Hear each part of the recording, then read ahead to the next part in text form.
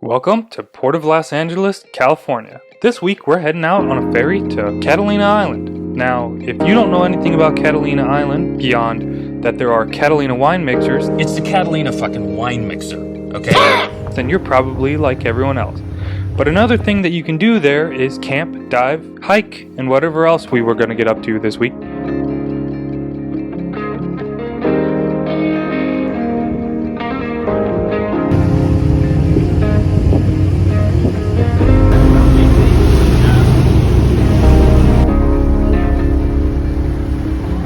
On the way out, we had some awesome wildlife watching. We saw tons of dolphins, I mean hundreds, and we also saw some whales, plenty of birds, all sorts of sea life, and so we got the trip started off pretty exciting with a lot of this stuff.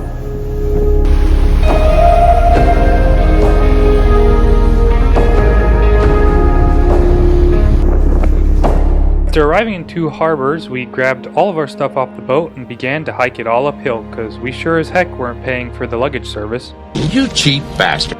We set up the tents, got out our dive gear, and made plans to hop in the water right in front of our campsites. There happens to be a great little reef right out front which has rocks and kelp and is fun to explore, so if you're a newbie, this is definitely the place to check out.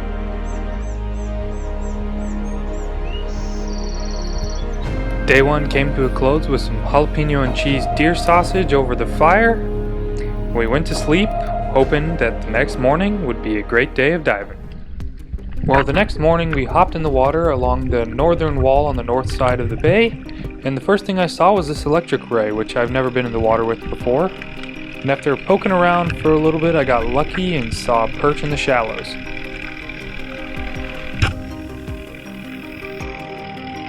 And with that, I've knocked the skunk off the trip so I can focus on getting some better fish. This side of the cove had quite a lot of fish, but most of them fell on the damselfish and Garibaldi side of things.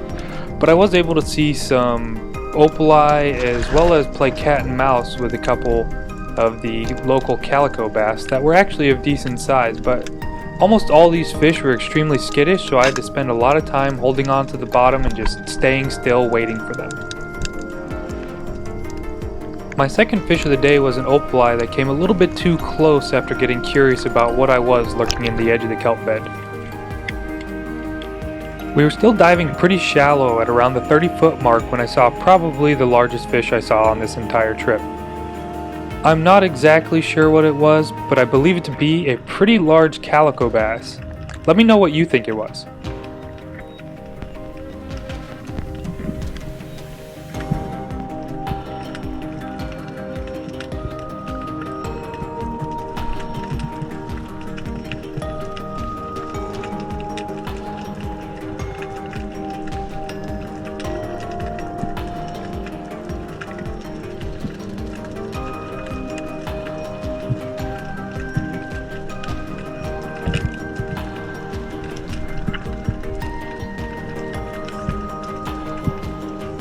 Man, I wish I was a little bit less aggressive with that lunge.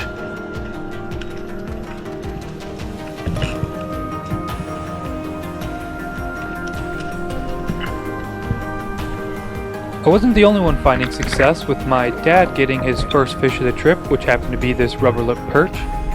I told him they don't taste that great, but he was adamant about trying to bring it back, rather than turning it into chum. If you haven't figured it out by now, it's both my dad and my youngest brother along with me on this trip. And my youngest brother did a lot of following me around. He seemed to really like to follow me down and get some follow cam shots on his GoPro.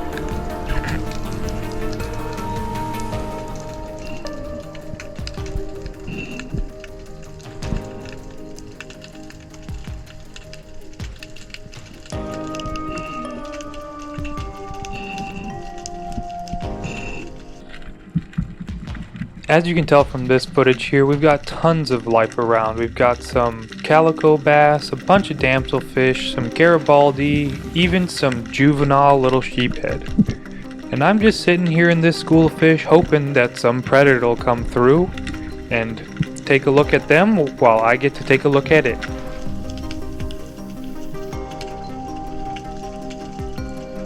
While I wasn't lucky for seeing any predators, I did see this solid-sized sheephead come in close.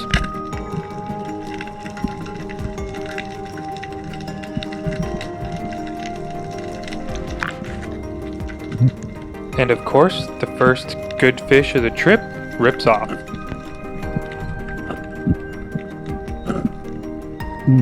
Can you tell the disappointment in that grunt there? Time to breathe up for the next dive. Oh wait, what the heck is that thing?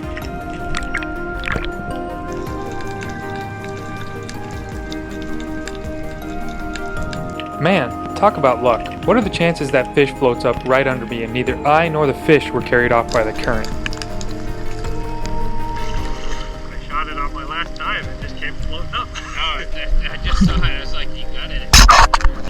On another dive, while coasting along the bottom in about 60 feet of water, I saw something pretty ugly and pretty weird. I haven't seen one of these in California yet. And of course, my first instinct is to go play with the thing.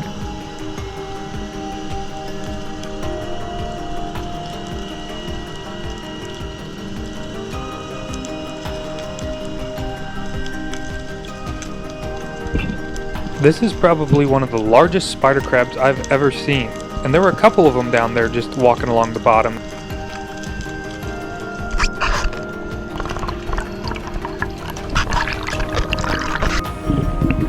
My brother Seth was brave enough to go ahead and grab this ugly thing.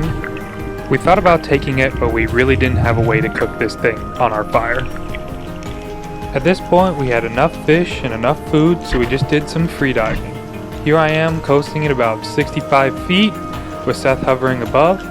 And we also were able to get my dad down to the deepest he's been in a long time, with him going down for a free dive down to 45 feet.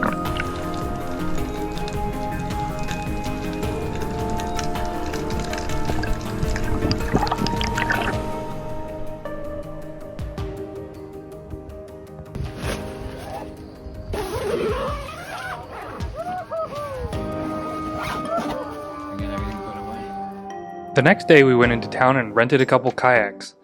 I'd been here before and I dove this offshore reef and I'd been talking it up all week to my brother and my dad. So we were going to get out there on the kayaks and we were hoping for good visibility and some good fish around.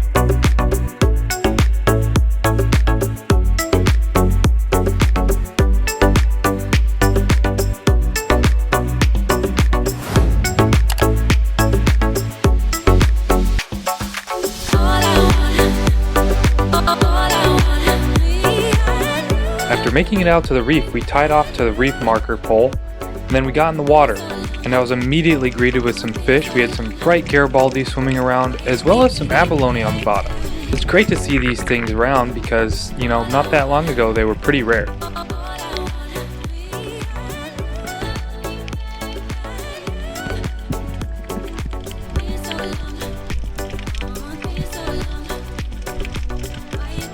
Seth and my dad were amazed by the water clarity, and we got super lucky here. And we also got to swim through a lot of these kelp forests that I hadn't had here the last time we were in Catalina. And it was a ton of fun swimming through these kelp forests looking for fish in this great water clarity. As you can tell from the water clarity, these Mako wetsuits did a great job blending in with the reef here. I mean, pretty much looked like the bottom, and when we were diving in deeper water, the person would pretty much disappear at depth.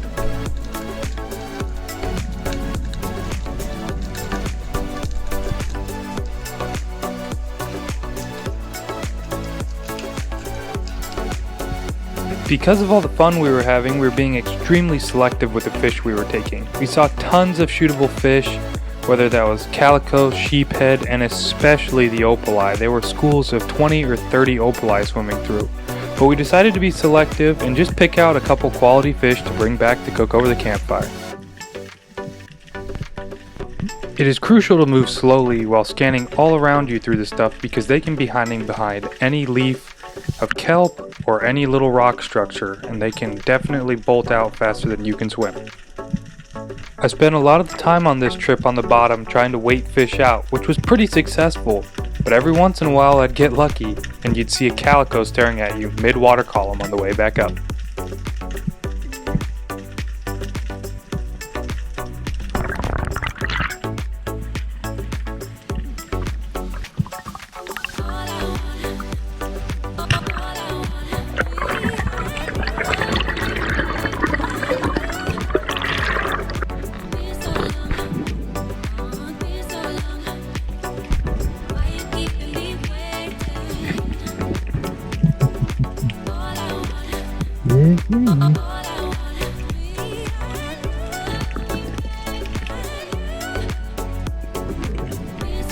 Now I know it's not recommended, but when visibility is like this, it's a ton of fun to follow a buddy down. And with my brother here, we were doing a lot of that. We were just following each other down, watching each other's dives, and having a lot of fun watching each other hunt fish.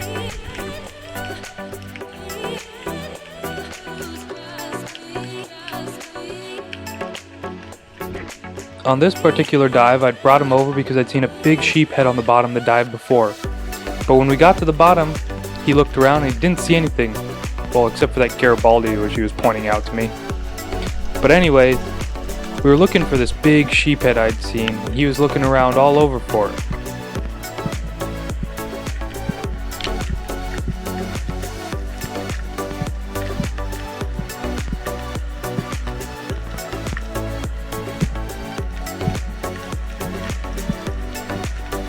And of course, right as he's making his way up and giving up on the dive, I see the sheephead just off in the distance.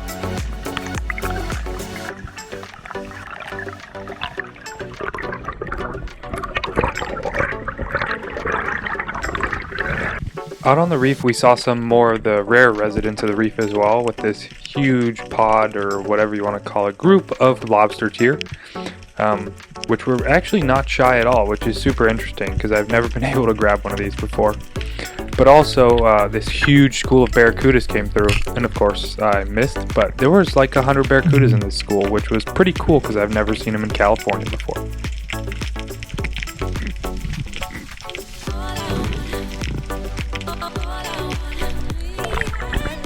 Eventually our time was up and the tide started raging and the currents picked up, so we really had to get back to the kayaks before we were swept off the reef.